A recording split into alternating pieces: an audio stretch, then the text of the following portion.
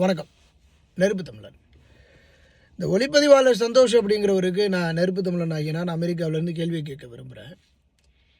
நீங்கள் களத்தில் தலைவரோடு களத்தில் அங்கே புலிகளினுடைய பயிற்சி கூடத்துக்கு போயிருக்கிறீங்க, இருந்திருக்கிறீங்க. சரி, சீமானண்ணன் உங்களுக்கு பின்னாடி தான் வந்திருக்கிறாரு. சரி, நீங்கள் மூத்தவராகவே இருங்க.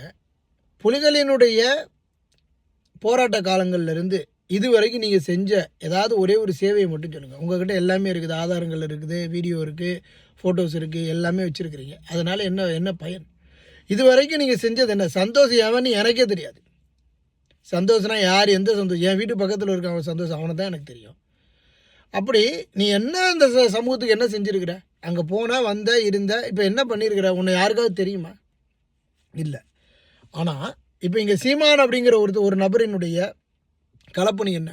இன்றைக்கு வரைக்கும் தேசிய தலைவரை தமிழகத்தில் விதைத்தது சீமான் தானே.